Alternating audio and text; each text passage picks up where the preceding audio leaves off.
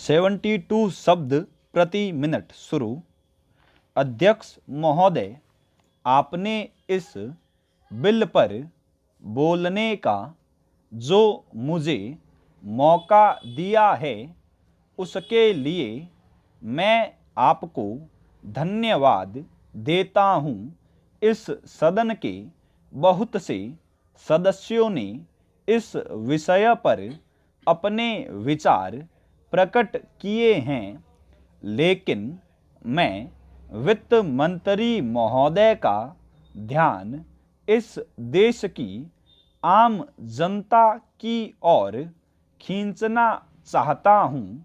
जब यह बजट वित्त मंत्री जी ने सदन में पेश किया था तथा उसकी चर्चा समाचार पत्रों, रेडियो और यहाँ सदन में हुई, तब देश की जनता को इस बजट के विषय में जानकारी मिली। इस बजट के विषय में जब आम जनता ने सुना तो उसे बड़ी निराशा हुई। उसने समझा कि इस बजट से हमारे देश की अर्थव्यवस्था स्थिर नहीं रह पाएगी। इस बजट को देखकर देश के सारे किसान और मजदूर दुखी है। किसानों के लिए बहुत सी बातें कही गई है। इस बजट में कहा गया है कि किसानों को बहुत सी सुविधाएं दी गई है, लेकिन वास्तव में किसानों के लिए क्या किया गया है यह मेरी समझ में नहीं आ रहा है। किसानों को खाद पर बहुत ही कम राहत दी गई है। इस राहत को हम बहुत बड़ी सुविधा नहीं कह सकते हैं। खाद की थोड़ी सी कीमत कम कर देने से किसान का कुछ भी लाभ होने वाला नहीं है। किसान खेत में रात दिन काम करता है, अपना पसीना बहाता है, लेकिन उसके बदले में उसे उतना नहीं मिल पाता है जितना उसे मिलना चाहिए।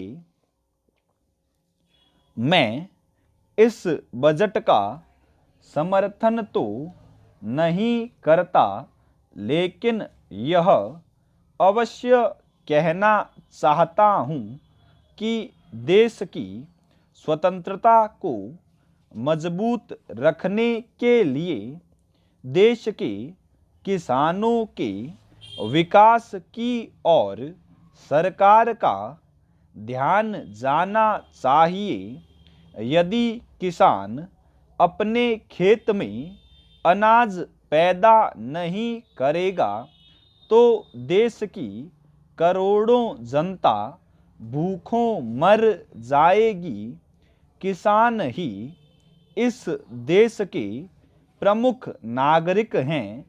आज कहा जा रहा है कि यह जो बजट प्रस्तुत किया गया है इसमें गांवों की ओर अधिक ध्यान दिया गया है, लेकिन मैं कहता हूँ कि सरकार को गांवों की ओर जितना ध्यान देना चाहिए उतना इस बजट में नहीं दिया गया है।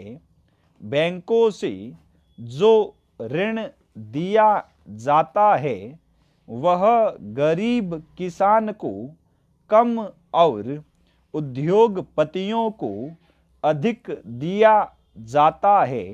यदि बैंक किसानों को ऋण देते भी हैं तो उस पर बहुत ब्याज लिया जाता है।